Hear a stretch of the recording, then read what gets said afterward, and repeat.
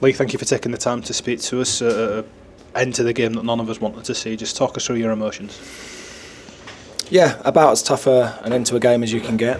About as sore as we can feel. About as angry and disappointed and upset as we can feel. The emotion in the stadium, the emotion on the pitch, the emotion on the side.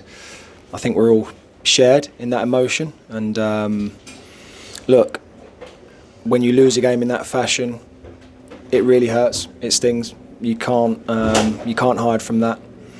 There will be a sense for all of us that the second half performance leads to where we end up in the game, and that's a real disappointment because the first half we didn't show any signs of that, and the second half we stray away from the things that we hold dear, our values, the things that served us really well in the first half.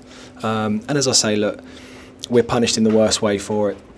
Do I feel like the group were trying? Yes, I do. I feel like they wanted to win that game so badly that perhaps it affected the mentality and how we went about that second half, and therein lies the lesson for us as a group.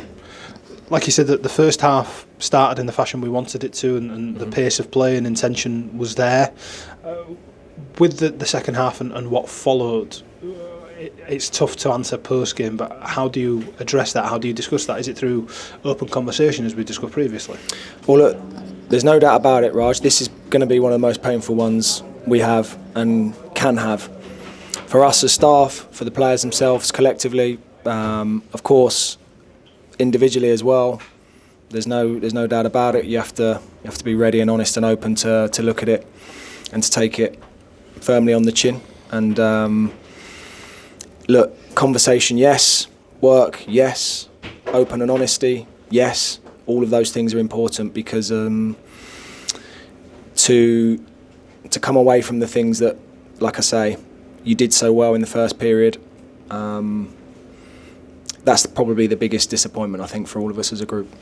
There's another bit of a gap because we're playing on a Thursday until the next game away at Wycombe. What do the next 9 days look like between now and then?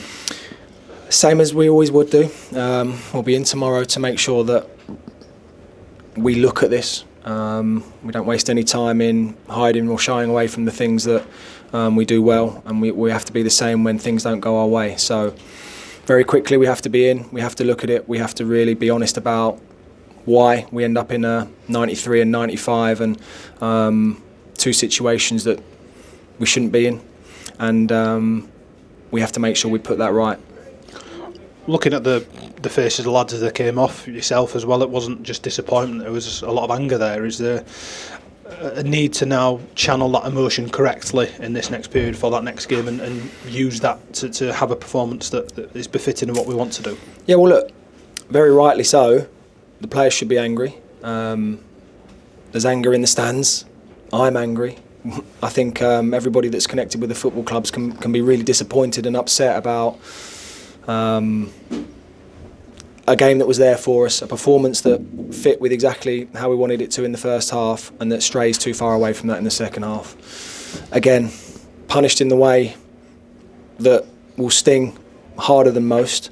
And again, I have to be really honest about it. I don't think it's for a want of this group not really wanting to win that game and not trying and giving everything they could. But we have to be really smart about how we do that. We have to be really smart. We have to be true to how we are and how we want to play. We have to have more control. We have to retain the ball better. We didn't do those things. We invited more pressure.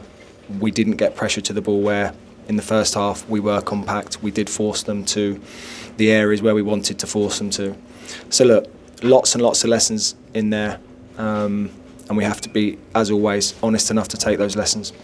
Tonight's not the night to go looking for positives, but I just wanted to mention Mikel Miller coming back after being injured since the second game of the season. I know it's not going to be something that he takes much solace in now either, but it's a nice thing to see him back within the team. Yeah, absolutely.